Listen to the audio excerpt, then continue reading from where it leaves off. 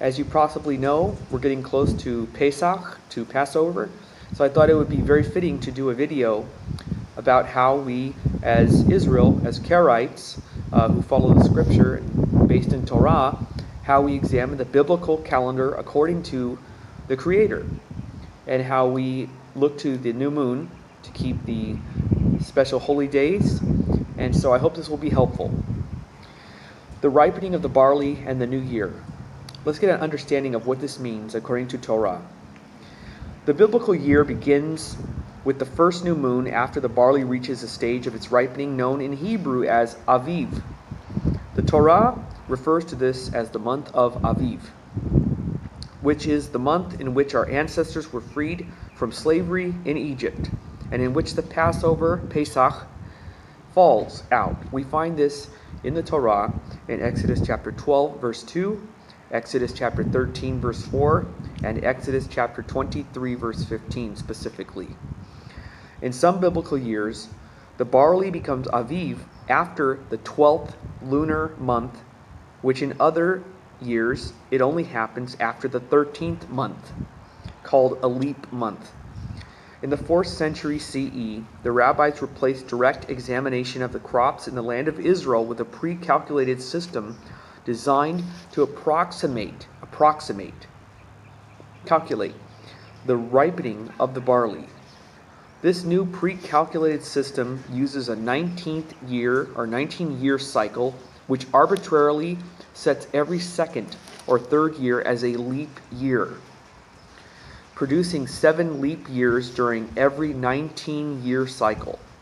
On the other hand, up until the 18th century, the Karaites of Egypt, Syria, and Israel sent observers throughout the land of Israel to examine the state of the barley.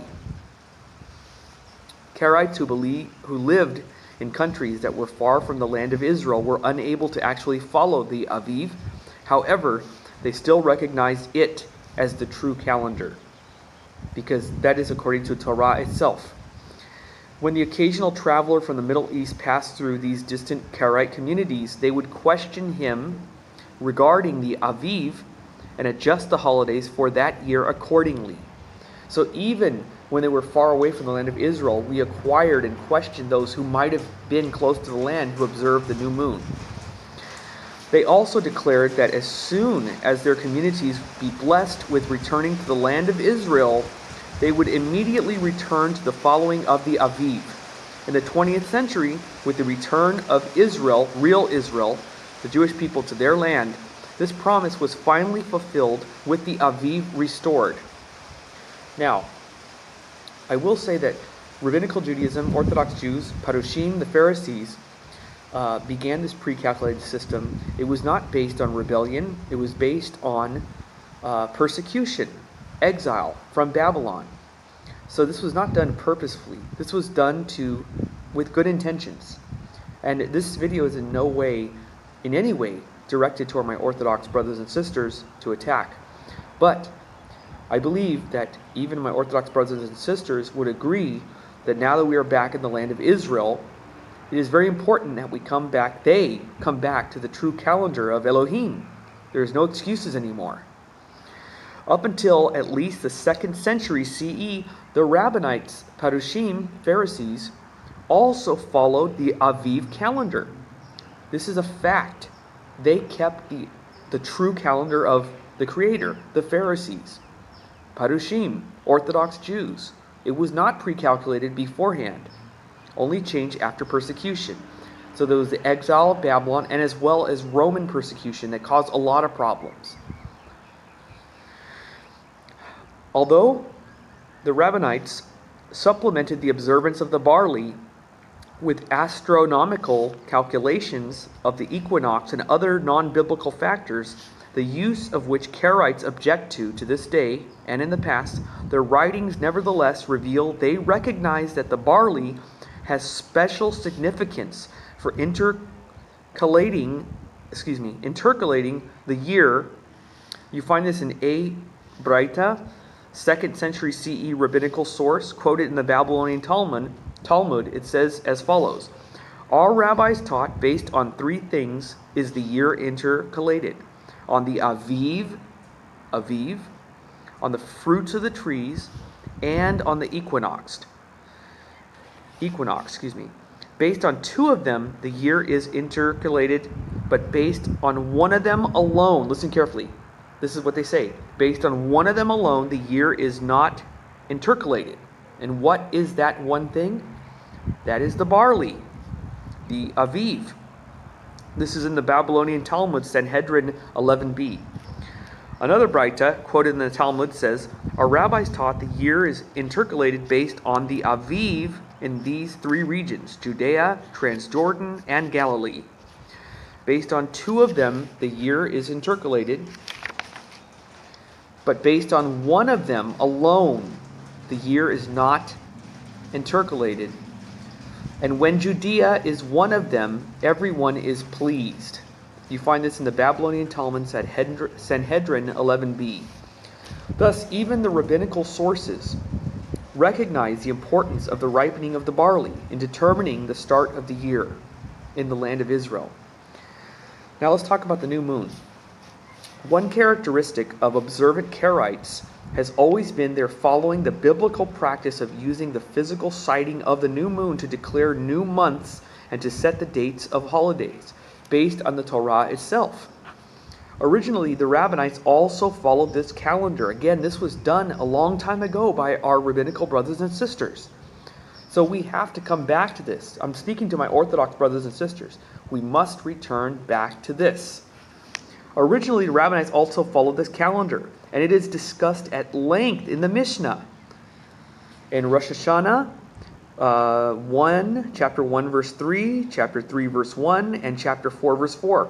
The rabbis continued to follow new moon observations at least until the 2nd century. We know this by their own writings, but gradually replaced them with rough calculations intended to approximate the lunar cycle. In contrast, the Karaites remained loyal to the true biblical calendar and continued to follow new moon observations throughout the Middle Ages. And even today, the Karaite commitment to the biblical calendar according to Yehovah was so ingrained in their consciousness that a solemn oath was incorporated into our wedding ceremonies to keep the holy appointed times according to the visibility of the new moon and the finding of the Aviv, ripening ears of barley, basically, in English, in the land of Israel. Similarly, the high holidays, the Karaite congregation would publicly declare on those high holidays, declare the truth of the new moon of the Aviv calendar. The Tanakh, the Hebrew scriptures, the Torah in particular, clearly indicates the role of the new moon, the moon in the biblical calendar. What is further evidence in Tanakh for this? The evidence of this comes from Psalms 104, verse 19, in which it states, He created the moon for Mo'adim, appointed times. Keeping the holidays at their correct time is a direct commandment in the Torah itself. As it is written, these are the Mo'adim, appointed times of Yehovah, holy convocations, which you shall proclaim in their appointed times. Mo'adam. Leviticus chapter 23, verse 4. During most Karaite holiday services, this verse is read out loud because it is true. And this is why we must follow the Creator's calendar, not a calculated man-made calendar. It's time to come back. Now, this was not done purposefully, like I said. This was not intentional. It's not done for rebellion. Our rabbinical brothers and sisters once kept the true calendar. So we must return to that. So we look forward to Pesach. And again, it's based on the new moons. We can't be absolutely positive of when it comes, but we are on the lookout. Now, according to sources, it looks like it's a possibility that it may come on Sunday. I will keep everyone posted as to when the new moon will be arriving as I get more notification. And I hope this was helpful. And may Elohim bless you. I have more videos to come, some more today and throughout the week until Shabbat. So, God willing, I will see you soon. Shalom, everyone. Today we're going to be discussing Sukkot. How do Karaite Jews keep Sukkot according to only the written scripture? Now again, this is mind-boggling to an Orthodox Jew, a Rabbinite, Pharisaic. This is absolutely outrageous. Again, the claims that will be made by Orthodox Jews and Rabbinites obviously is, how can you possibly follow only what's written in Tanakh to keep all the festivals and all the holy days if you don't know how to keep them? It's not in Torah, it's not in Tanakh. Now this is what will be thrown and make you want, sometimes it'll confuse people, like, maybe it's true, it really is not so clear. This is the Karaite answer to such things. Let's deal with Sukkot.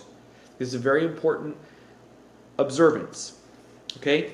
Due to its importance, it is imperative to understand how to correctly celebrate this holiday.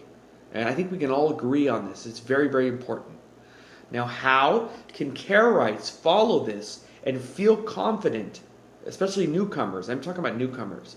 How can one feel confident that the Karaites who follow Scripture alone, the Hebrew Scriptures alone, how can they be certain that they do not need Talmudic interpretations to follow these holidays? To acquire the correct understanding of how to celebrate this holiday and other holidays requires a thorough search, again, of Tanakh. What is the motto of the Karaite creeds? Search the Scriptures well and do not rely upon your own interpretation. The authority is the words of Elohim. So therefore, search the Scriptures well. That's the point. That means study hard, study intensely, study carefully every single day. Okay? In Leviticus chapter 23, verse 40, we are commanded to take, listen carefully, take on the first day of Sukkot a splendorous fruit tree, date palms, the branch of a thick tree, and willows of the creek. Now, rabbinic tradition and law dictates that these 4 items, referred to as the 4 species, be carried in a bundle called a lulav and etrog, and waved during prayer service. Describing this bundle, the Talmud states, Rabbi Ishmael says 3 myrtle and 2 willow branches, 1 palm branch and 1 citron. Rabbi Akiva says, just as there is only one palm branch, only one, and 1 citron, so too is there only 1 myrtle and 1 myrtle branch. You can find this in the Mishnah, Sukkot, chapter 3, verse 4. Here, 2 prominent rabbis, very, very important rabbis, argue over the exact specifications of how to keep Sukkot. Supposedly given these instructions, based in the Talmud, according to them, were given at Mount Sinai by Elohim, by God himself. Okay? Regarding how to construct the lulav. Karaites point to such disagreements as proof that the words of the Talmud did not come from God directly, but rather from men, since God would not consistently and overtly contradict himself. It may be unclear to the modern reader of the Torah exactly what one is to do with the items taken on the first day. Okay? It's obvious. However, clarification is given in later books of the Tanakh.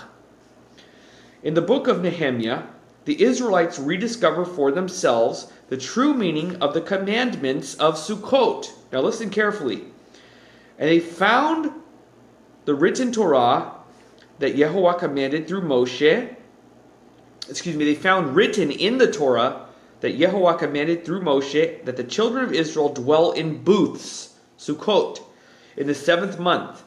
And concerning that which they heard in the public reading, they passed a voice through all their cities and Jerusalem, saying, Go out to the mountain and bring olive branches and oil tree branches and myrtle branches and date branches and branches of thick trees to make booths.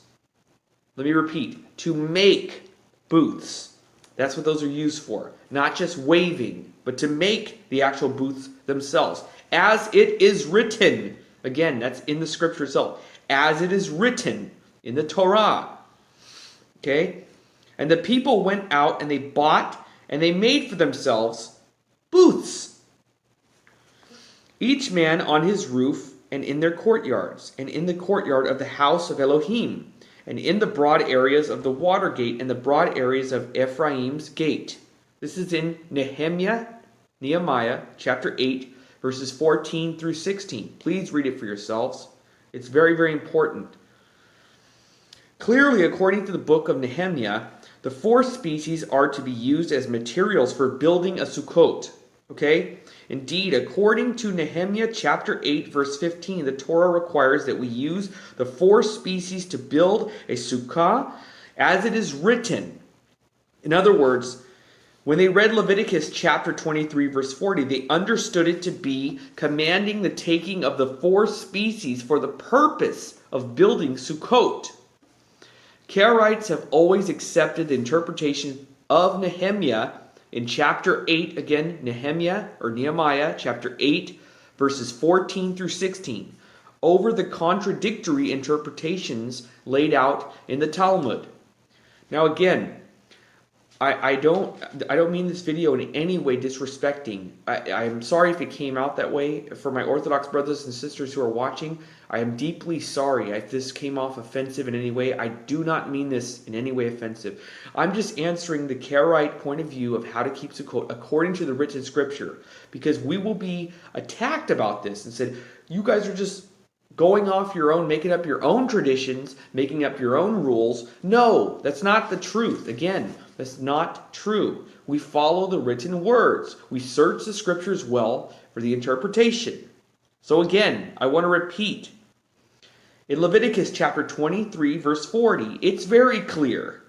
We are commanded to take on the first day of Sukkot a splendorous fruit tree, date palms, the branch of a thick tree, and willows of the creek. Okay? Very, very clear. So in Nehemiah, it clarifies. Nehemiah chapter 8, verses 14 through 16.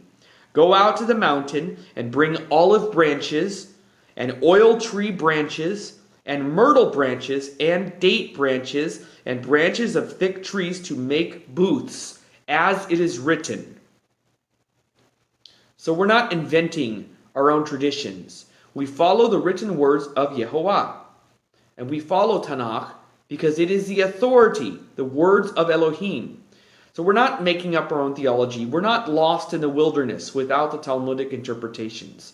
We follow and study the scriptures of Tanakh very carefully and thoroughly for our answers. Shalom. So in this subject, we're going to understand how Karaite Israelites, Jews, keep the mitzvot and how to understand figurative versus literal.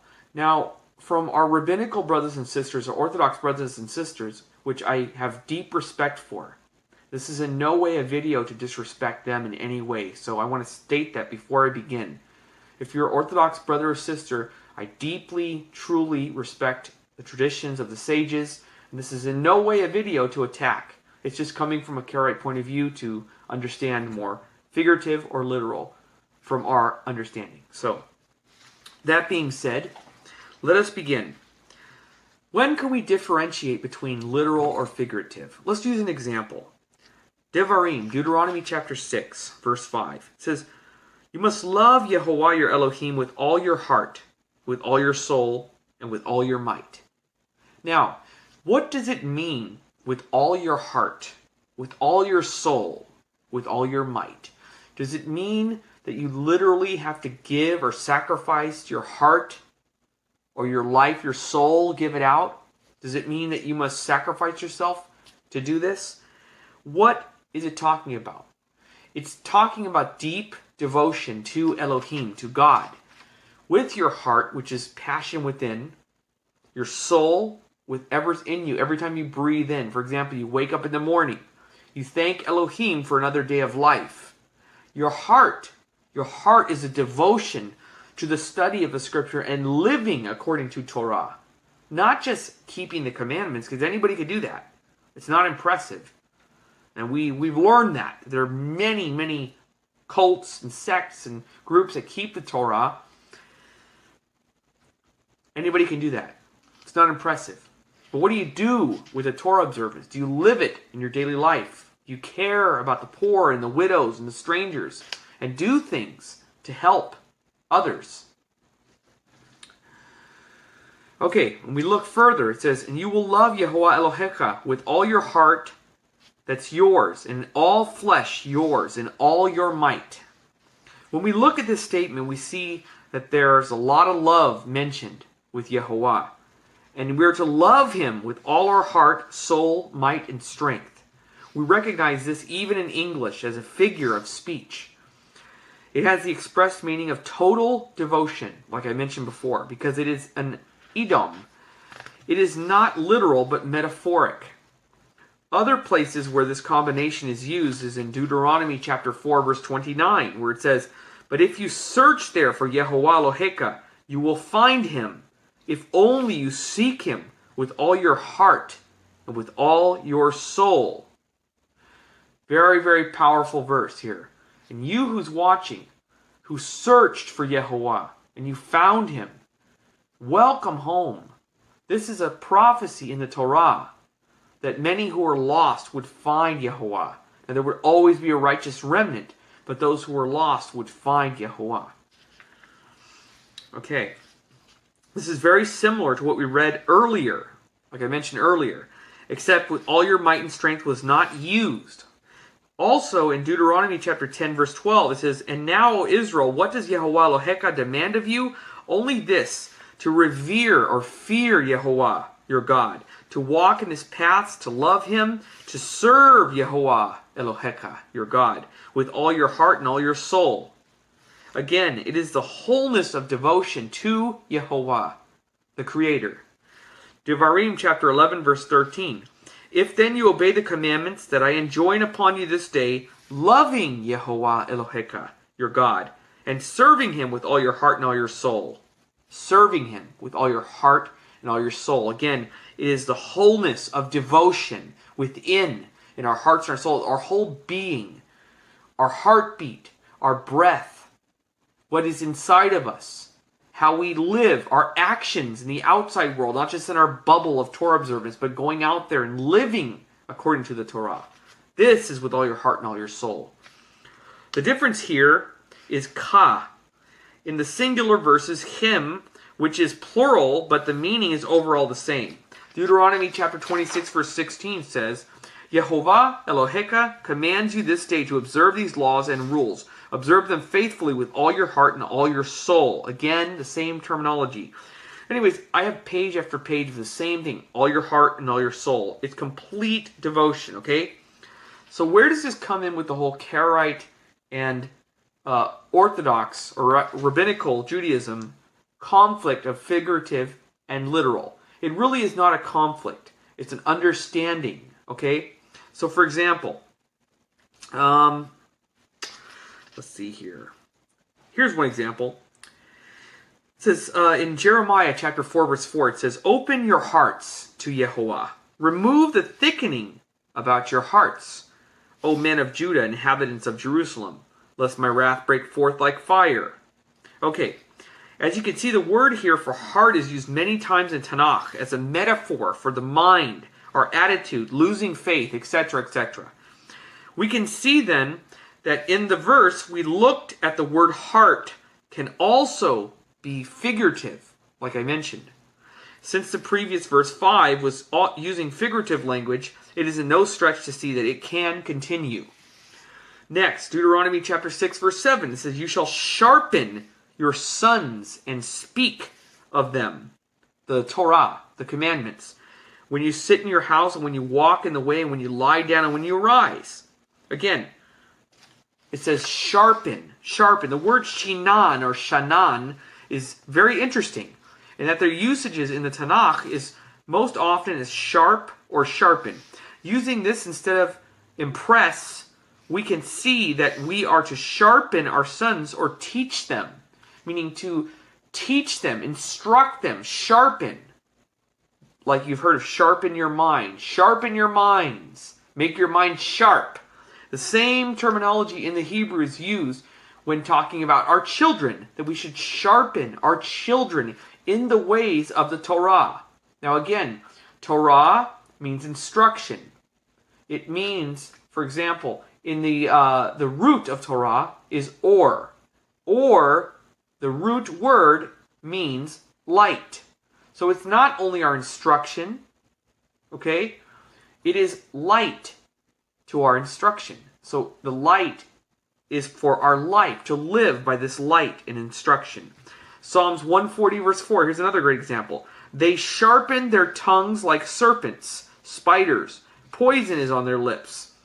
Again, it's not literal, it's figurative. They sharpen their tongues. They didn't literally sharpen their tongues, although there's some people that do this kind of crazy stuff. This is not what he's talking about.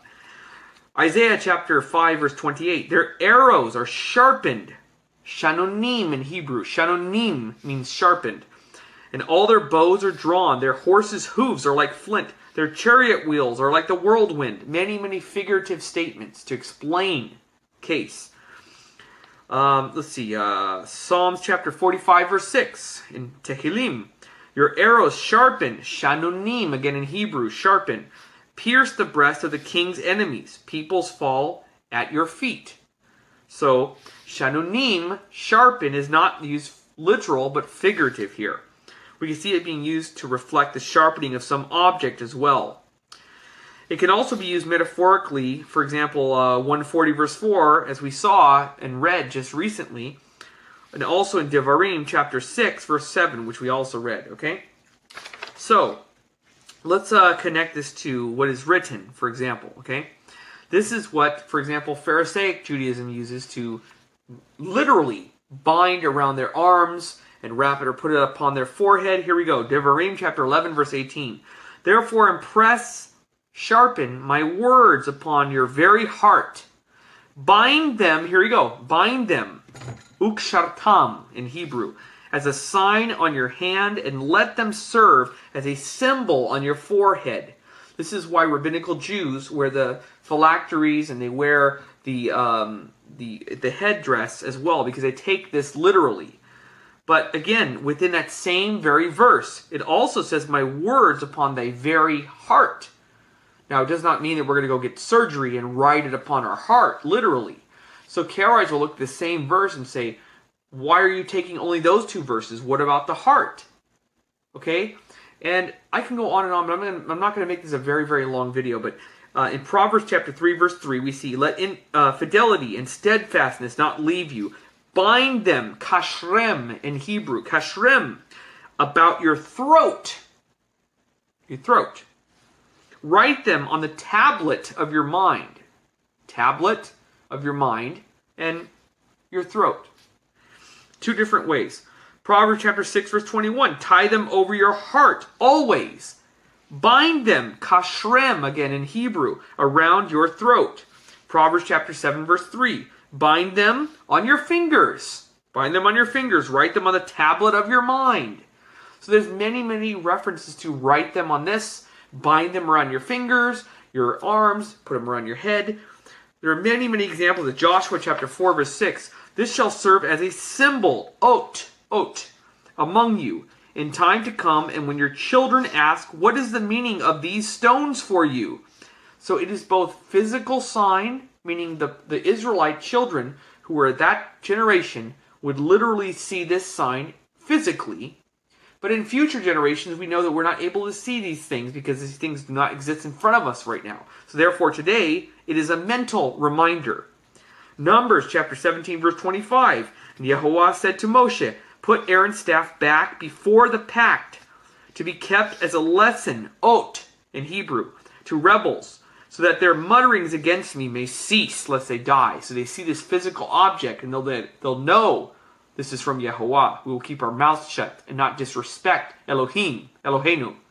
So therefore, we do not have these holy things today. So therefore, to us, this is metaphoric today. Okay? So we see many, many examples. I can go on and on. There are many passages where, again, it says, place my Torah in your inward parts. In the Messianic age, it says that Elohim will write the Torah upon our hearts and put it in our inward parts. Many, many examples of these things. we are not to take everything literal or physical, or figurative. Now, some people can choose to keep certain things literal, and that's okay. That's what Orthodox brothers do. So we don't have no quarrel against it. We're not condemning, God forbid. We're not trying to attack anything. We're just saying the reason why we don't believe that these are traditions that we must keep, because there's a lot of problem. When you read throughout Tanakh, there are many examples that are all over the place of writing the Torah or keeping this on your heart, your inward parts, your arms, your legs, your back, your head, your forehead, your bones, your cheeks, your throat. It's all over the place. So we have to use rationale, deep study of the entire scriptures. Again, people will take the words I say wrong. No, I don't mean it's too simplistic. I'm saying, yes, it's a holy reading of understanding. You must study carefully, study the entire Tanakh. And this is what I wish my rabbinical brothers who are watching would do more. Study Tanakh thoroughly. The answers are there. They claim that it's not there. Now, Orthodox Judaism claimed throughout history that Parushim, Pharisees of old, would always say that the Torah, the whole Hebrew scriptures, the whole thing, is like a skeleton. You're missing the meat, the blood, the flesh. It's incomplete. And without the Talmud, the Mishnah, and the Kabbalah, and all the traditions, you're not whole. You got to have the whole thing to put together the perfect form. The written and the oral Torah. Whereas Karaites, we say, the Torah was written. It was written.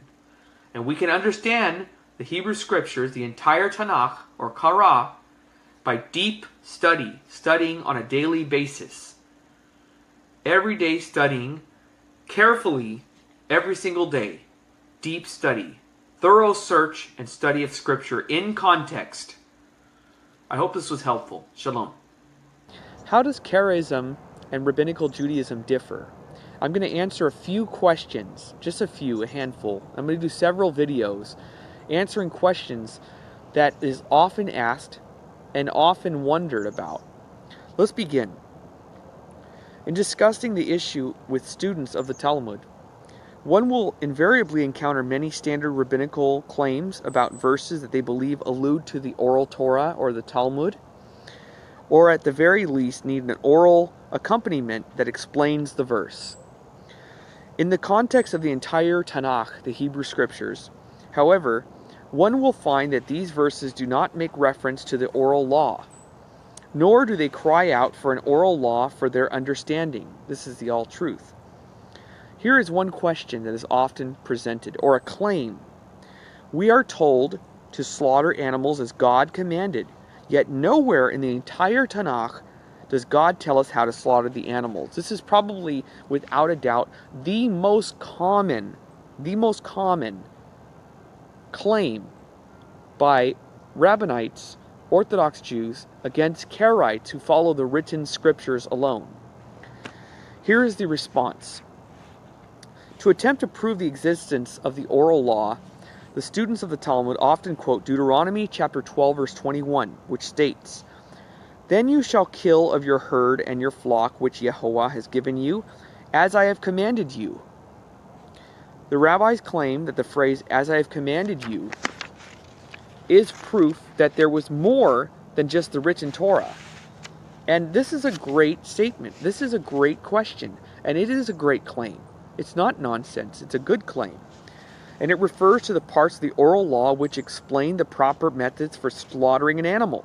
Indeed, there are many requirements laid down in the Talmud as to how to properly slaughter an animal. However, these are the customs of those writing the Talmud rather than the laws of God. The most misleading aspect of the claim that this passage refers to the alleged oral Torah is that it ignores the context of the passage. Not more than 5 verses earlier, we see that the Torah itself dictates how we are to slaughter animals. It says there, "Only you shall not eat the blood. You shall pour it upon the earth like water." So that is the focus of the slaughtering, not the method. Deuteronomy chapter 12, verse 16. That's where it says that.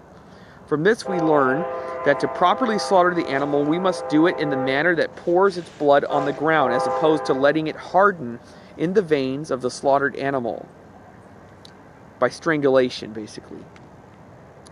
This reading is confirmed by the lines directly succeeding the verse in question. This is in Deuteronomy 12, verse 23. Only be sure that you do not eat the blood, for the blood is the life, and you may not eat of the life with the meat. In fact, this verse states that the only requirement of slaughter is that we do not eat the blood. That's the point. Here's another claim that's often thrown. There are, in fact, places where the word Torah is used in its plural form, Torot. Now this word, and when this comes up, the rabbinical Jews will say this is proof that there were more than one Torah. There was two Torahs, which they claim is the oral Torah, which in all senses end up being the Mishnah, the Talmud. What is the response to this? While the word Torah does appear in its plural form throughout the Hebrew Scriptures, the term Torah, in the sense of the collective body of laws given by God, is only used in the singular. Compare the following verses to see the difference between the use of the word in the sense of a specific commandment versus its use in the sense of a collection of divine laws.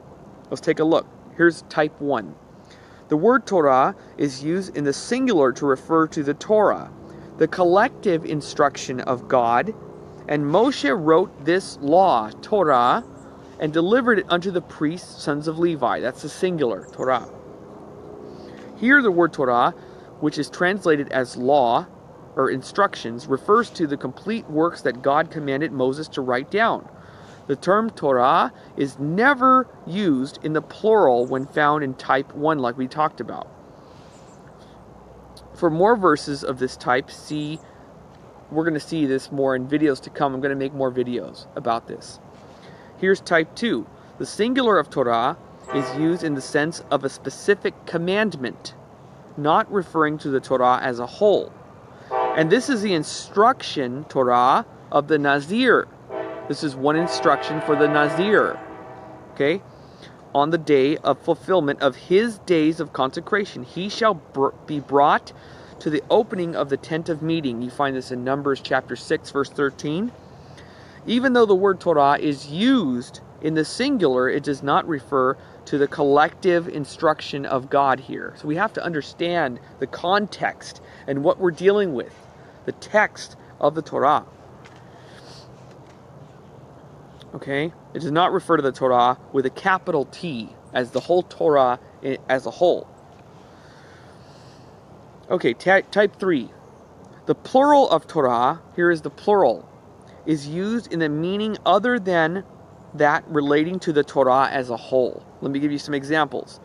These are the statutes, Torot, and ordinances and teachings, Vehatorot, that Yehovah gave between himself and the children of Israel on Mount Sinai by the hand of Moshe. You find this in Leviticus chapter 26, verse 46. Here the word Torah is used in its plural form, Torot. However, this Torah is qualitatively different from the Torah in the previous examples I gave you in type 1 and type 2. It does not refer to the Torah with a capital T as a whole. That this verse uses the word Torah to mean general instructions or teaching contained in the Torah itself is the only logical contextual interpretation, if you're at all rational. All verses that refer to the plural of the Torah are of this type of statutes, ordinance, and laws, separations, not the whole divine Torah. That's the point. You see this type in Exodus chapter 18, verse 20, and Nehemiah chapter 9, verse 13 as well. Claim number 3. In the book of Daniel, we see that Daniel prayed 3 times a day facing Jerusalem. Now again, a Talmudic Jew will say, well, we pray 3 times a day. Here's proof of the oral Torah. In response to this, what will we say? Daniel chapter 6, verse 11 says, Now he had windows open in his chamber toward Jerusalem, and he kneeled upon his knees 3 times a day and prayed and gave thanks before Elohim. A common claim of students of the rabbinical movement is that since the Torah does not tell us to pray towards Jerusalem or how many times a day we should pray, These things could have only been learned by the oral Torah. That's the claim. This claim illustrates the significant difference between Karaites and Rabbinites. Karaites believe in every word of the Tanakh as a whole. So therefore, we're going to search the scriptures to find out if this is in fact factual or not. There is a good reason why the Karaites therefore use the entire Tanakh to derive religious principles and the meaning of commandments. Let's take a look at an example. We find in the book of Psalms, King David prays 7 times in the book of Psalms. Speaking under divine inspiration, Solomon says that when we are captive in a foreign land and are doing God's work in a foreign land, that we may pray towards Jerusalem so that God will maintain our cause, Solomon declares. This is why all Jews pray towards the temple. There's a reason. It's biblical. Okay? For example, 1 Kings chapter 8, verse 44. If your people go out to battle against their enemy, by whatever way Elohim shall send you, and they pray to Yehovah towards the city, that's why Jews pray towards the city you have chosen, and toward the house that you have built for your name, then hear you in heaven their prayers and their supplication, and maintain their cause.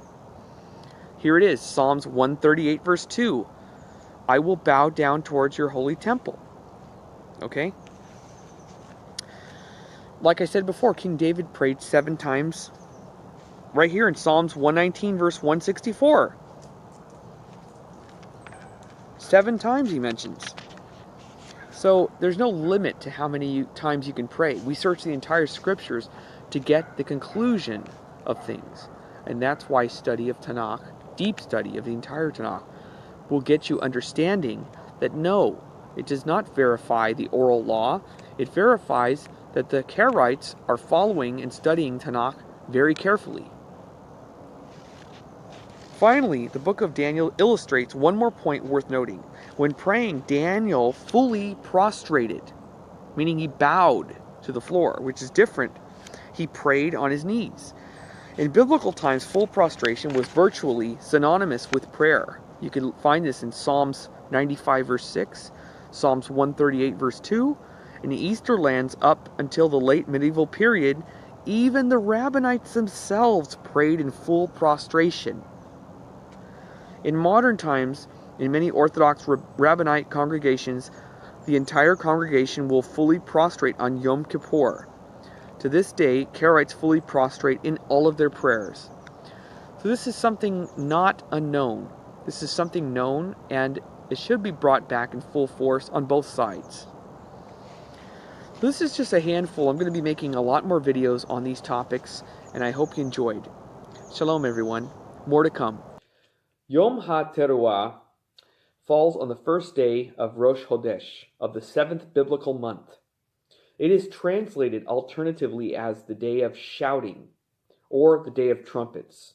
The rabbis call it Rosh Hashanah or the Jewish New Year, though this interpretation has no support whatsoever in the Hebrew Scriptures in Tanakh. Yom HaTeruah is mentioned only twice in the Torah. In Leviticus chapter 23, verse 24, we read, Speak to the children of Israel and say, In the 7th month, on the 1st of the month, shall be for you a day of rest, a remembrance through noise-making, Zikaron Teruah in Hebrew. A holy convocation, Yom HaTeruah, is mentioned once again, and for the last time, in Numbers chapter 29, verse 1. So what is this elusive holy day, holiday, mentioned only twice throughout the Torah, and so unclear that the rabbis felt compelled to give it the extra meaning of the Jewish New Year? The key to understanding Yom HaTeruah is to understand the full implication of the two words, which occur in Leviticus chapter 23, verse 24, remembrance, zikaron in Hebrew, and noise-making, teruah. Teruah in Hebrew, noise-making, the concept of teruah is found many times throughout the Tanakh in the Hebrew Scriptures, and is not necessarily connected to the making of noise on the shofar, as tradition holds. In Numbers chapter 10, verse 5, we see that the teruah is a loud blast on the silver trumpets, for example. That's in Numbers chapter 10, verse 5, used to signal the movement of the camps of Israel in the desert. Likewise, in Numbers chapter 10, verse 9, we see that Israel is commanded to make a loud blast, teruah, on the silver trumpets when going out to war. And you shall be remembered before Yehovah, your Elohim, your God, and saved from your enemies. We notice something very interesting about the verse I just read. By making a loud blast, teruah in Hebrew, on the silver trumpets, we are remembered before Yehovah, our Elohim, and, as we read, Leviticus chapter 23, verse 24, Yom HaTeruah is also called a remembrance, the remembrance of Yehovah, our Creator, through noise-making, Zikaron Teruah. Therefore, Leviticus chapter 10, verse 9, is the second time in the Torah that we see a connection between noise-making, teruah, and remembrance, zikaron. We will return to this very important point below that I just read, but let us first explore more uses of teruah and zikaron. We also see in Exodus chapter 3, when God speaks to Moshe, he says, "This is my remembrance." That's what the word is there again. To be remembered. It doesn't mean just to remember by your mind, but remembering by speaking as well. So it can also mean to speak and to remember. So remembrance is not just remembering, because a lot of people will say for the name of God, that when it says, "This is my name forever," le'olam in Hebrew. But also remembrance, they say, remember here, do not speak. No, it also means to speak. Just wanted to point that out. Perhaps one of the most famous uses of the word teruah comes from the story of Yehoshua, or Joshua, and the walls of Jericho. After an elaborate 6-day ritual in which the Kohanim priests circled the walls with the Ark of the Covenant, blasting on the shofar, and the people joined them but remained silent, on the 7th day, the Kohanim circled the walls 6 times, and then on the 7th time, the people shouted, and the Kohanim blew the shofar. And when the people heard the sound of the shofars, they shouted. So people focus on the blowing of the shofar, but ignore the next part, that they shouted afterwards. A great shout. Teruah gedolah in Hebrew. And the wall came tumbling down, and the people went up into the city. This is in Joshua chapter 6, verse 20. Other places where teruah appears are, for example, 1 Samuel chapter 4, verse 5. The Ark of the Covenant is brought out to the battle against the Philistines, accompanied by a great shout. Teruah gedolah in Hebrew, from the people. The ark is then captured by the Philistines and brought to Ashdod. In the 2 Samuel chapter 6, verse 15, King David and the entire house of Israel bring the ark up to the city of David in Jerusalem, with shouting, teruah, again, and the sound of the shofar. So there's shouting and the shofar. People focus on the shofar and not the shouting. So I'm having you open your eyes to not just, in your ears, not just to the shofar, but the focus of the loud noise making, the shouting. That's in Psalms chapter 81, verse 2. It says there, "Sing to the God of our strength, shout, ha-riu," in Hebrew, from the same root as teruah, unto the God of Jacob. And in Psalms 100, verse 1, we read, "Shout, hariyu," in Hebrew, until or unto Yehovah, all the earth. In summary, and now zikaron.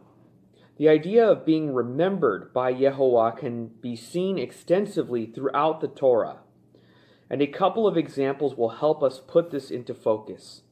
In Genesis chapter 8, verse 1, after Noah had been floating in the ark for 150 days, the Torah says, And Yehovah remembered Noah and all the wild and domesticated animals which were with him on the ark. And Yehovah caused a wind to pass over the earth, and the waters diminished. Had Yehovah really forgotten about Noah? Of course not. Rather, the word remembrance, when applied to Yehovah, implies the deliberate turning of Yehovah's attention toward a particular individual or group at a certain point in time, often in order to pay him back for some good or bad that he has done in the past. In this case, in particular, Yehovah is turning his attention towards Noah and remembering him for the fact that he was righteous in his generations. We see this in Genesis chapter 6, verse 9. Likewise, in Genesis chapter 19, verse 29, when Yehovah destroys Sodom and Gomorrah, he remembers Abraham, our father, and therefore saves his nephew Lot. And Yehovah, it says, remembered Abraham and sent Lot out from the destruction when he overturned the cities in which Lot dwelled. In Genesis chapter 30, verse 22, Yehovah remembers the barren Rachel and provides her with her first son, Joseph. And Yehovah remembered Rachel and hearkened to her and opened her womb.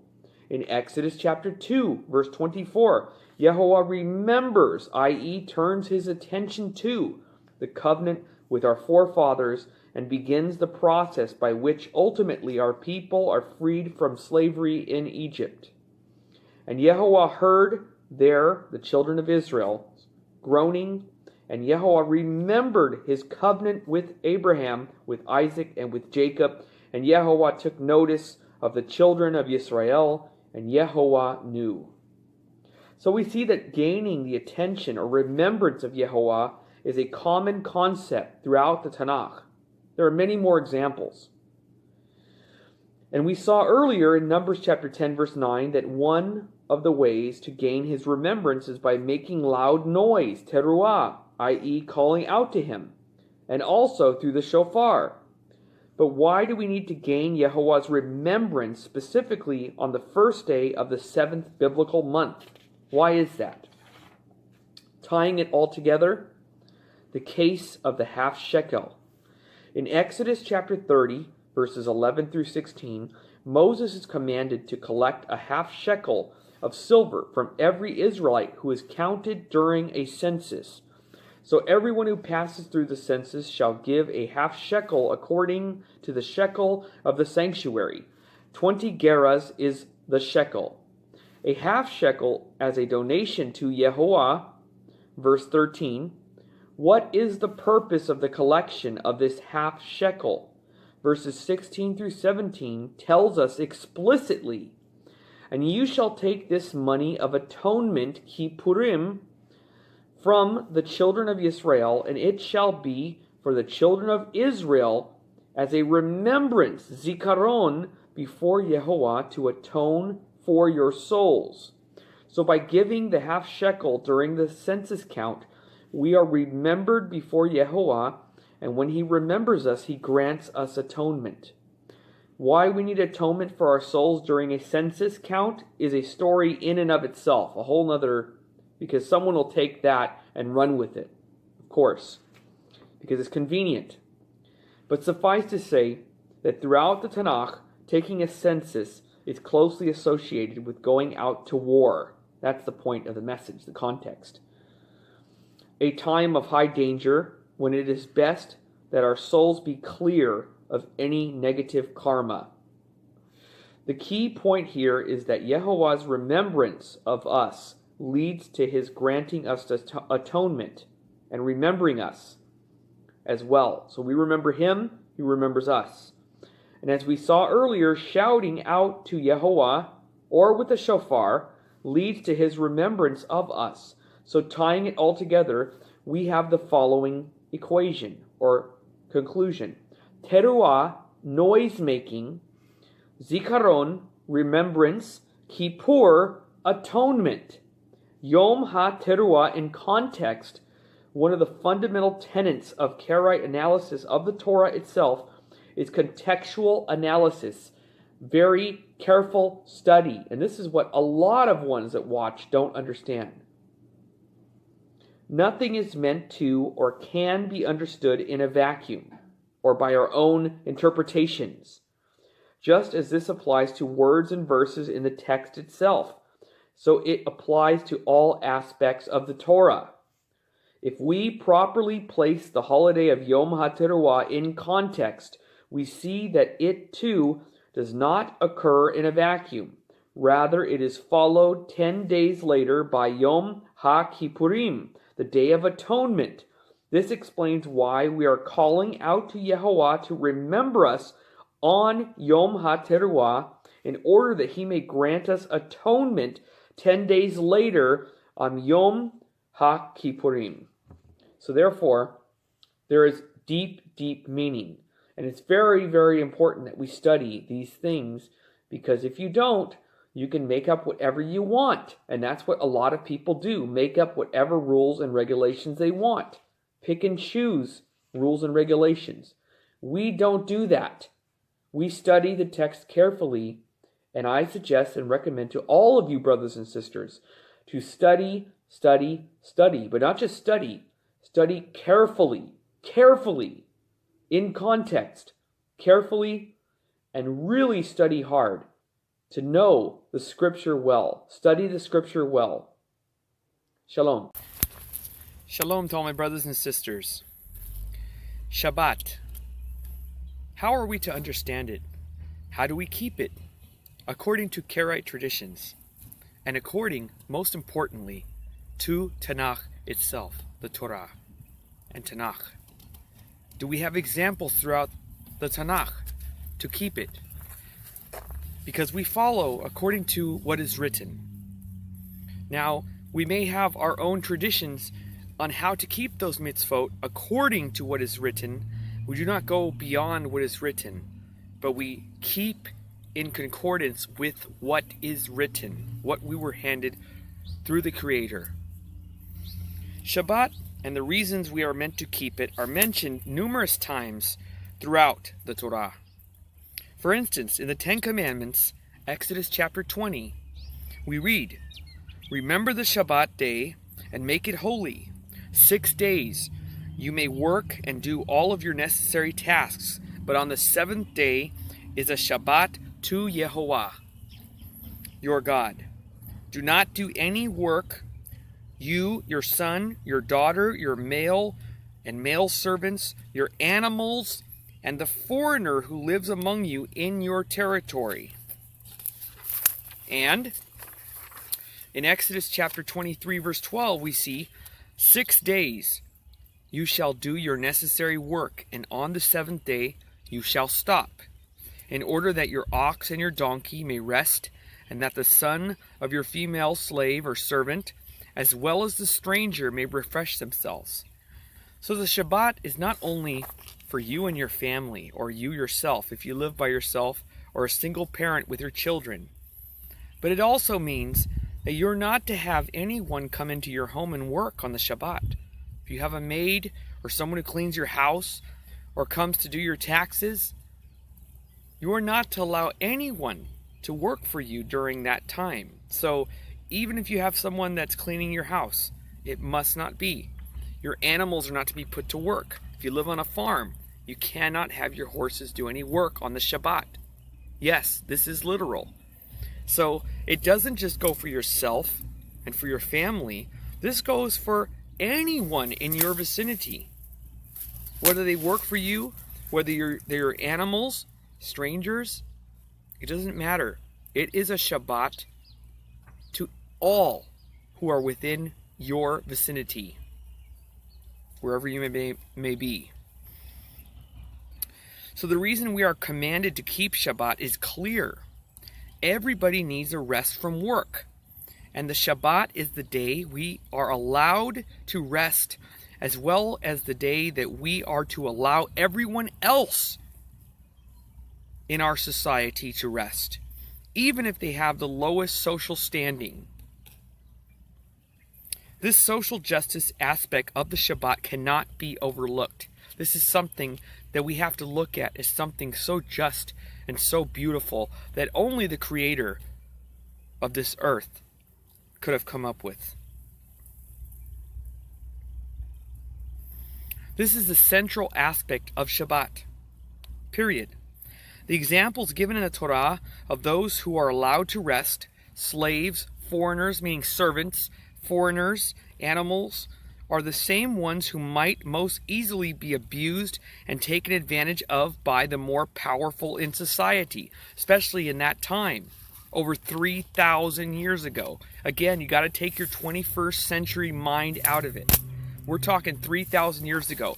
And I will make a video about the term in English when translated as slaves. We need to understand what that exactly meant 3,000 years ago and according to Israelites. So it's not the slaves of the South. It was not the slavery of African Americans or anything close to that. It has nothing to do with it, no connection whatsoever. But that's another video, another theme. We'll get into that. Okay, Yehovah cannot change their status as servants or outsiders. He does not interfere in human affairs in that way. But his kindness is that he is with them and caring for them as well, because they are all his sons and daughters as well, regardless, period. We are all made in the image of Elohim. Yehovah protects us all. Even when we are at our lowest, different denominations or definitions of melacha,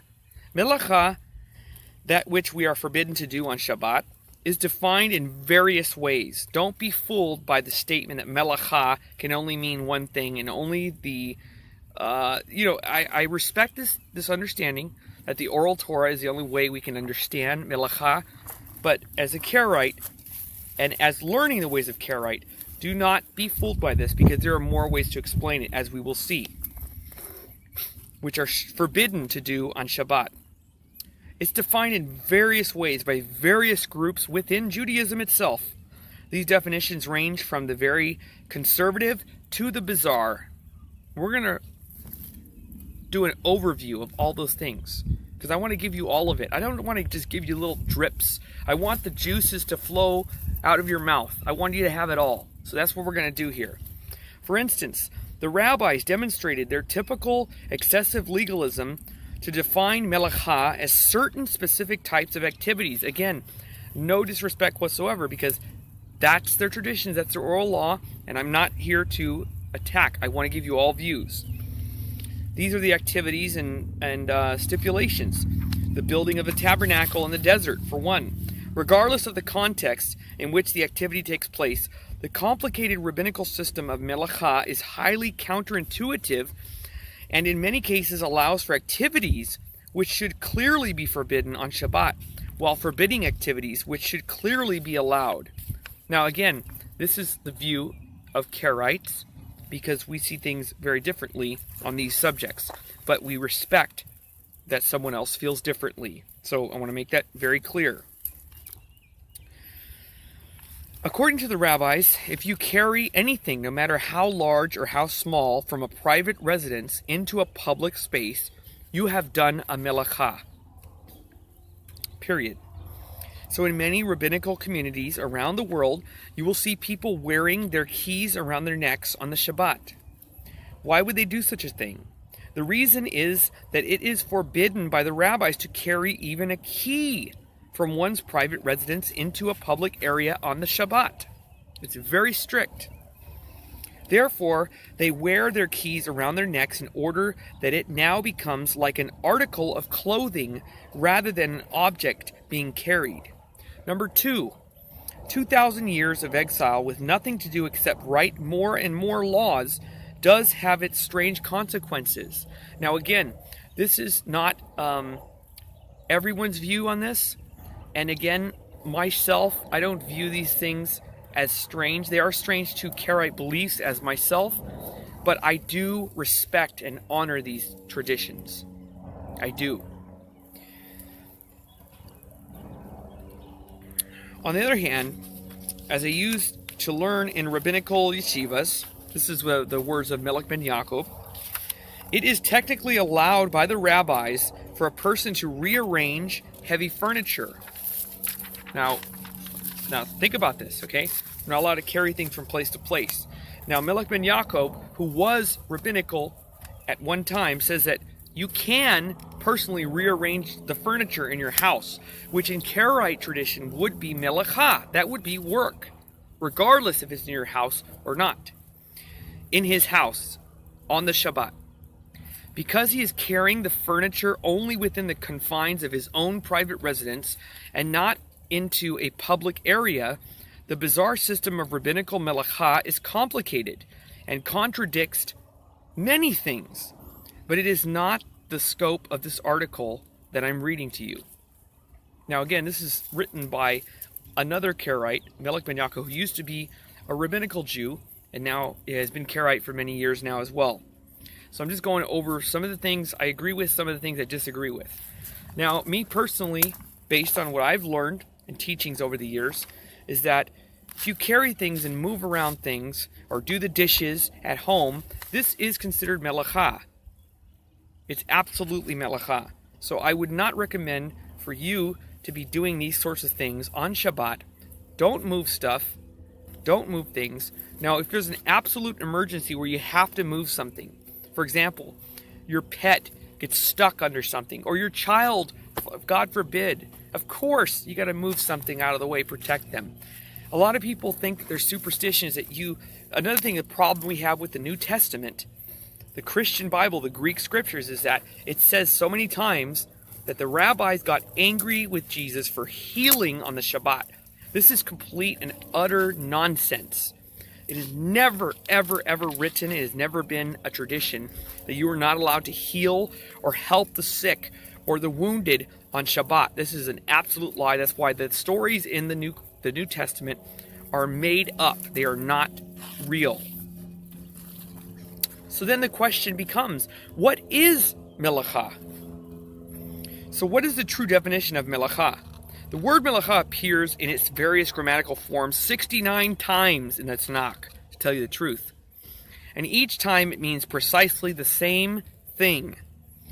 A melacha is an activity which must be done in order to accomplish a certain desired goal. So for example, sweeping the house is an example of a melacha, because one must sweep the house in order to achieve a desired goal of making the house clean. Right? We can agree on that. That's very true.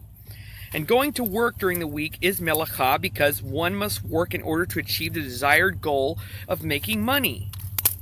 The fact that one may enjoy his work does not detract from the fact that the main reason we go to work is to make money.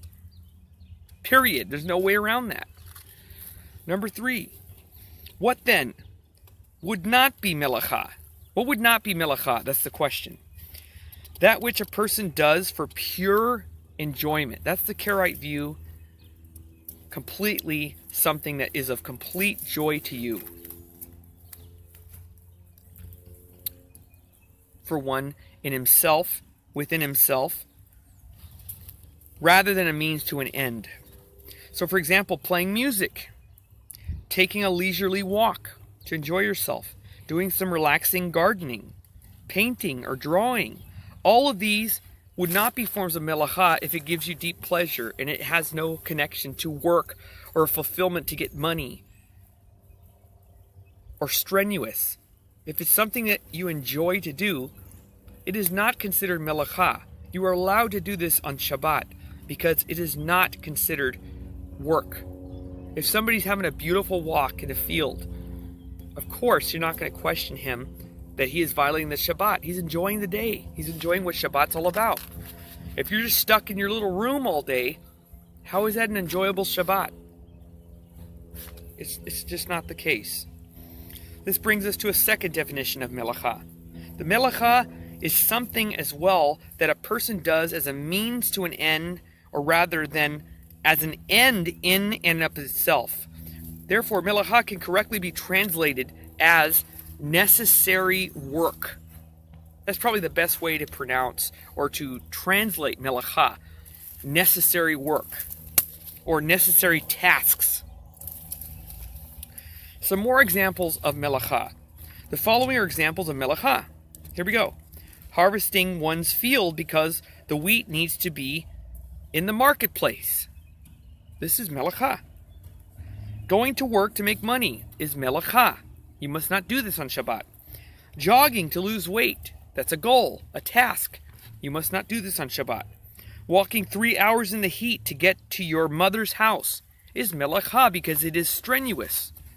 It is not a joy or a thrill if it has these kinds of consequences.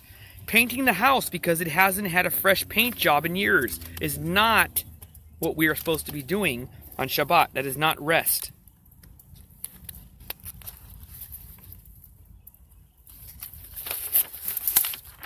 I'm going to keep going here, give you some more examples. It's very important.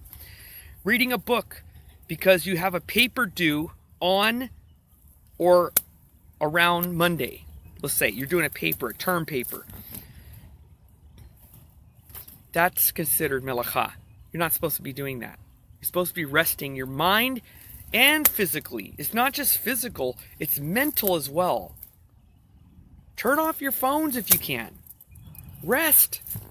Put it all to the side. That's what Shabbat is all about. It's not just about rest. It's about mental rest as well as the physical rest. These are some things, major things, that are acceptable on Shabbat according to Karaite belief and based on the written words of Yehovah. Basically based on what melacha means and what is not said and what is said in Tanakh is what I mean. Reading an enjoyable book, that's fine. Doing some relaxing gardening is totally fine. Playing a musical instrument for fun and relaxation, this is great. Meditation, I cannot recommend more on meditation. Taking a leisurely walk, a blessed walk, beautiful. I do that with my children. Writing poetry, whatever that may be, any form of poetry. Spending time with friends. Sleeping, eating, having relations with your mate. Another way to look at melacha is also like this. Ask yourself, if I had a day off and had absolutely nothing to worry about, no money to make, no weight to lose, which I could probably lose a couple pounds, to tell you the truth, nothing that needs fixing, etc., how would I spend my day? Now again, we have to ask this question. It's very important. If I had the day off, a day off, and I had absolutely nothing to worry about, no money to make, no weight to lose, nothing that needs fixing, etc., you can make more questions for yourself. It's okay. If you want to expand on that, feel free. How would I spend my day? Whatever your answer is, that is what you are allowed to do according to Shabbat. It's not so complicated. It's very simple and beautiful. And this is why keeping the Torah, especially Shabbat, is freedom. It's joy. It's beyond the physical. Now, would you rest on Shabbat? Of course you would. Take a walk through the woods? Yes. Read a book? Yes. Get together with friends? Of course. These things that are not melacha, you are permitted to do on the Shabbat. But you probably wouldn't go jogging, go to work, fix the plumbing, or do your taxes. Therefore, these things are melacha and are forbidden on the Shabbat. The idea is quite simple, really. It really is simple.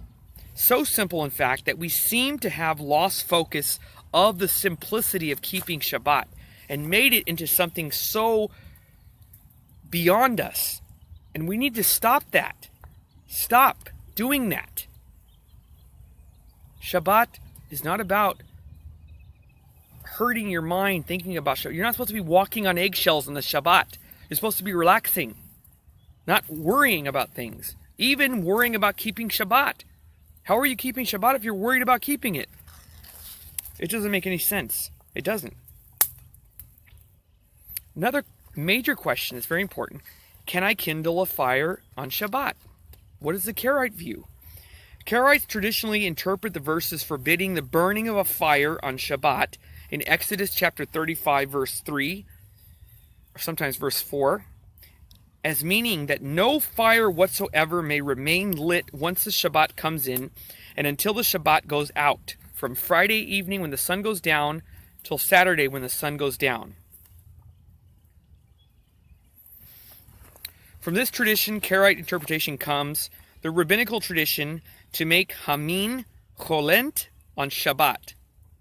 Hamin is a stew that is placed on the fire before the Shabbat. This is a rabbinical tradition. And left to cook throughout the Shabbat. Said the rabbis, if one refuses to make hamin on Shabbat, one is suspected of being a Karaite, coincidentally. We should all be so lucky, right? Is the tradition Karaite understanding correct or not?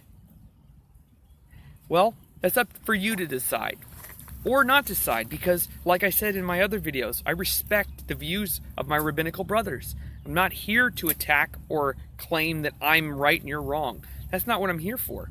I want to give you the Karaite understanding of how we follow these things.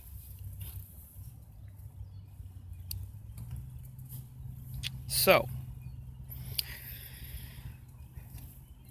it is hard to know exactly who is right and who is wrong, and I'm not here to decide who is right and who is wrong. One possible compromise is our modern age is to completely refrain from the use of fire on the Shabbat, as far as Karaites go, but to permit the use of electricity. This is the approach that Karaites use. It is okay to use electricity because we need it for our daily needs, especially with families in this day and age. We don't live in huts. We don't live in Amish country. Some of us may, and if you choose to do that, there's nothing wrong with that. I'm just letting you know the information. Another big question, can I leave my house on Shabbat? In Exodus chapter 16, the children of Israel begin for the first time to receive man or manna from heaven, though they are told to collect a double portion on Friday and then rest from collecting on the Shabbat. Certain Israelites, stubborn as we are traditionally and still today, decide to go out to collect manna even on the Shabbat, but do not find any. Moshe, in response to this incident, reiterates to the children of Israel, look, because Yehovah has given you the Shabbat, on Friday he gives you a portion for 2 days. So let each person stay near his home, and nobody should go out from his place on the 7th day. You can find that in Exodus chapter 16, verse 29. From this verse, the rabbis have developed the idea, Shabbat area, a region of approximately 3,000 feet from one's home, beyond which a person is not allowed to walk on the Shabbat. Certain Karaites, fortunately, a very small minority, have taken this idea a step further and will not even go out of their houses on the Shabbat. I once have even met a man, this is Melech ben Yaakov. He once met a man who was a Karaite himself, who would not get out of his bed for the entire Shabbat. Now this is extreme to me. This is beyond extreme. But, like I said, people keep it their own way, and, it's just, that's your prerogative. In the end, it's between you and the Creator. Your judge is not a teacher. Your judge is the Creator. And we have to go according to His words. Both the rabbinites at large and the few Karaites who give these verses extreme interpretations have forgotten a basic principle of scriptural interpretation. All verses must be evaluated within their context. If we look at the context of Exodus chapter 16, verse 29, we see that Moshe is not admonishing the children of Israel in general terms to remain near their homes on the Shabbat. Rather, it is in the context of the very specific situation of the Israelites wandering off to gather manna on the Shabbat. Not traveling, but going to go get manna or manna. That's the issue. Again, context is everything. I say it in almost every video. If you don't know the context, you'll never understand. Therefore, this is no general prohibition against walking far away from one's home on the Shabbat. Like the incident in Exodus chapter 16 I just mentioned, each journey must be taken in its own context. It is tiring, not pleasurable, or done for a reason other than enjoyment. That's the question. Is it tiring? Is it pleasurable? Is it relaxation? What are you doing it for? If the former, meaning enjoyable walk, is the case, then it would most likely not be forbidden. But if it is to go gather manna or something else, or pick corn or pick fruits from your garden, then that is work to complete a task, like I said before many times. So, in general, we got to be realistic. Look at the text. Think of yourself again, the questions. Is this pleasurable? Do I get joy from this? Am I relaxing? Excuse me. So, Shabbat is peace. Not only physical peace and rest, but peace of mind and rest of the mind. So, I hope this video was helpful. Shalom to all of you. Have a blessed day. Yehovah be with you. In this brief presentation, brothers and sisters, we're going to learn the logical and textual reasons why we as Karaites have always rejected the oral law claimed by Orthodox Jews as being the commandments of men and not the commandments from Elohim. Now, first and foremost, I want to say that this video is in no way an attack on Orthodox Judaism or to disrespect the traditions of Orthodox Judaism, nor the sages of old whatsoever. The only reason for these sorts of videos is to give you the reasons why we do not accept these traditions and why we solely adhere to Tanakh, the Hebrew Scriptures. That's all. So I have love and respect for all my Orthodox brothers and sisters. Okay? This is not a way to poke at Orthodox Judaism or to get people riled up, to cause arguments. I don't want any of that. Okay? So let us begin. The logical reasons, and then we'll go to the textual. We'll keep this brief. Number one, logical reasons from our point of view, okay? With respect.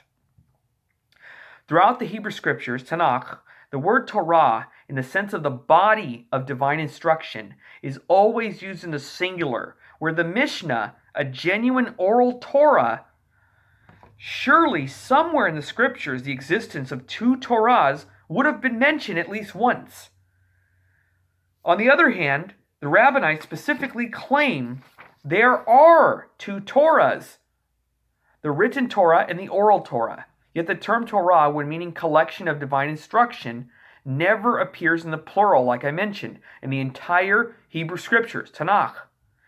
All we read about in the Tanakh is a singular Torah of Moses, never the Torahs of Moses in the plural. Number two, throughout the 6 divisions of the Mishnah, there is a lack of the biblical formula, such as, and Yehovah spoke unto Moshe and Aaron. Instead, in the Mishnah, it is written, Rabbi so-and-so said in the name of Rabbi so-and-so. The Mishnah is thus, in our view, clearly the words of men. Number 3, the Tanakh reports that the written Torah was both, listen carefully, lost and forgotten for some 50 years and only rediscovered by the temple priests. You find this in 2 Kings chapter 22, verse 8, and 2 Chronicles chapter 34, verse 15. It is inconceivable to us that an oral law could have been remembered when even the written law was forgotten, especially since the oral law is dependent on the written law to derive its full meaning. Number 4, the rabbis claim that the oral law was given on Mount Sinai as the official interpretation of the Torah. Yet, if one actually looks at the Mishnah and Talmud, they are full of the opinions of rabbis who disagree with each other on almost every single issue. The rabbis explain that whenever there are such disagreements, both opinions are the words of the living God. While it is possible for two learned individuals to reach different binding conclusions, reason dictates that at least one of them is wrong. Karaites maintain that it is unreasonable to believe that God would consistently contradict himself. Now let's go with the textual reasons. Number 1, in Deuteronomy chapter 30, verses 9 through 10, we read, listen carefully, "Then Yehovah, your Elohim, will make you most prosperous, for Yehovah will again rejoice over you for good, as he rejoiced over your fathers, if you shall hearken to the voice of Yehovah your Elohim, to keep his commandments which are written in this book," or the scroll, this scroll of the Torah. It's a physical body of the Torah. Next example, number 2, Deuteronomy chapter 31, verse 9. "And Moses wrote this Torah," again singular, "and delivered it unto the priests, sons of Levi." Number 3, Deuteronomy chapter 31, verse 11.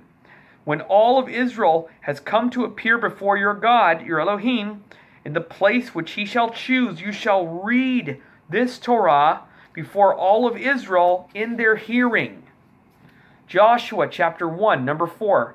Joshua chapter 1, verse 8. "This scroll of the Torah shall not depart out of your mouth, but you shall meditate therein day and night, that you may observe to do according to all that is written therein." And finally, my favorite, Joshua chapter 8, verses 34 through 35. "After that he," meaning Joshua, read all the words of the Torah, the blessing and the curse, according to all that is written in the scroll of the Torah. There was not a word of all that Moses had commanded which Joshua did not read in the presence of the entire assembly of Israel, including the women, the children, and the strangers who accompanied them. I'm going to read that one more time. He read all the words of the Torah, the blessing and the curse, all the words, according to all that is written in the scroll of the Torah. There was not a word of all that Moshe had commanded which Joshua failed to read or did not read in the presence of the entire assembly of Israel. So there you have it, the logical and textual reasons. There are many, many more, but I wanted to make this video brief, short and sweet. I hope that you all have a blessed day. May Yehovah bless you. And I hope that you guys will hit the like button. And if you haven't subscribed, please do so today. So hit that like button so that more people can watch and benefit. Thank you so much, everyone. Have a blessed day. Shalom. Karaism. Let me begin by stating this for those who do not know. Kara in Karaites or Karaim, Kara is the ancient form of today the abbreviated Tanakh for the Torah, prophets, and writings. Kara is the ancient Hebrew form of Tanakh. So therefore, when you say Karaites, it's like saying Tanakhites, or in plain English, followers of the scriptures alone. That's what the term means. It's not just a term as like a name of a made-up religion or a movement. No, it's a statement. Scripturalists. We follow the scriptures. We trust the scriptures. The scriptures is our authority. Karaites, all throughout history, before the name Karaite, all Israelites were always considered Zadok, righteous, or righteous ones. So that's what the Karaites were called before the term Karaite was made, to identify ourselves in contrary stance against the Pharisees, the Parushim, the separated ones, today called Orthodox Jews, who follow the Talmudic teachings of the sages and the rabbis.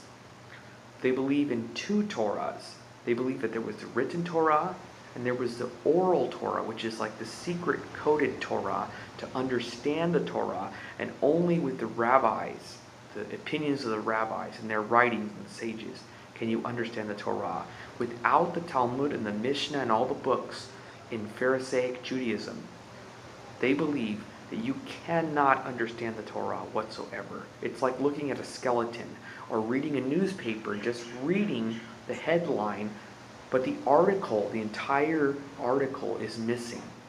That's how they identify that if you're just reading scripture alone, it's like reading nothing but headlines, but no information, no details, no explanations, no directions. It's like getting a manual, they say. Getting a manual that says, this is for this and this and this and this, but it doesn't tell you the directions, how many to put here, how little. So therefore, the Torah to a Pharisee or Orthodox Jew, without the Talmud and the Mishnah and the books of the sages of rabbinical Judaism, it's like literally you're lost. The Talmud states, this is a daring statement by the Talmud itself, one of the sages, the great sages. They say, behold, the wilderness without the teachings of the rabbis. What it's trying to tell you is that without the teachings of the rabbis, without the Talmudic teachings of the sages, you are like lost in a wilderness. Karaites reject this notion and believe wholeheartedly that the answers can be searched out in the scriptures of Tanakh, based on the statements of Elohim himself. Elohim does not tell you in the Torah that this Torah is meant only for those great sages to teach you. Nor does it tell you that the Torah is too hard to keep, or that you need to be a magician or a guru.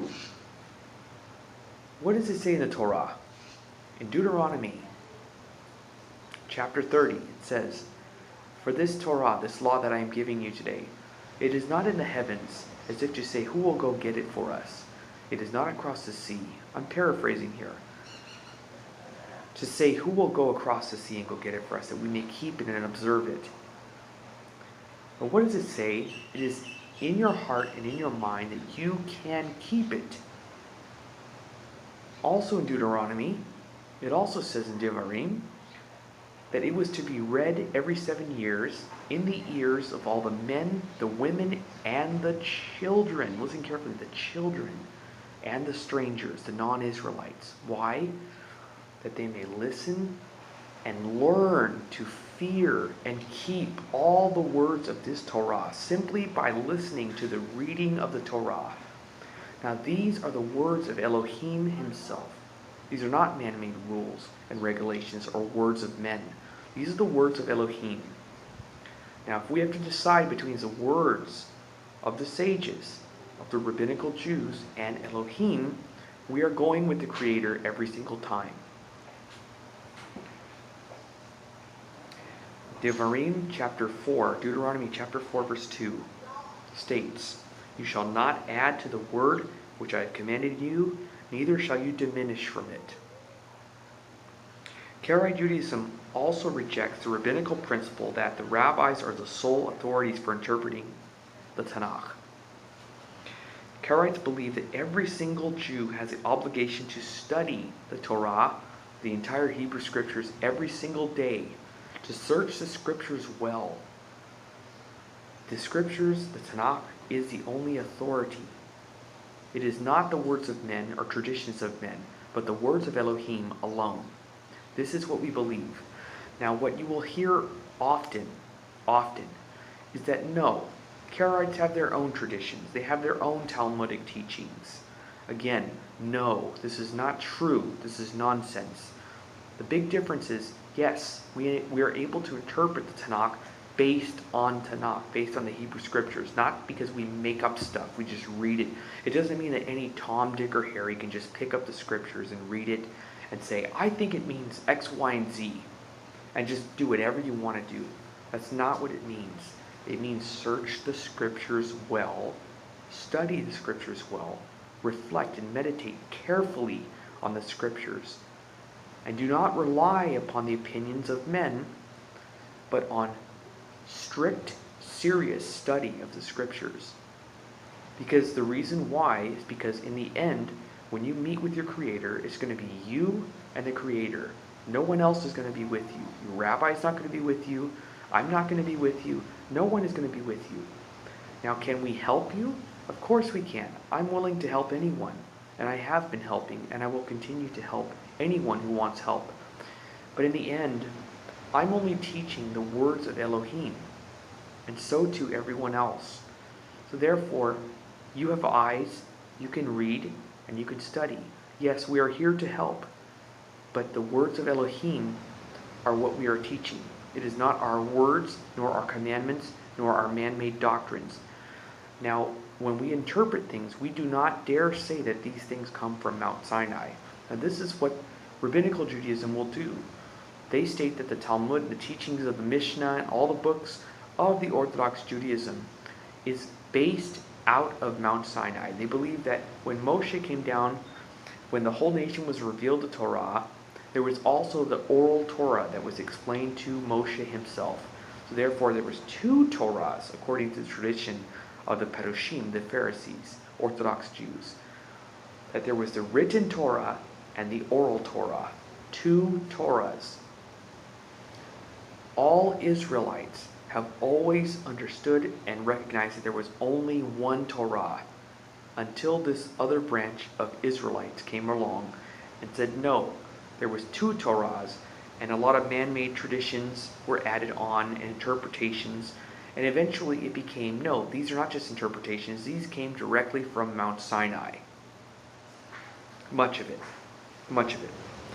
So, the understanding of Karaites and the Karaite Creed is as I'm going to read right now.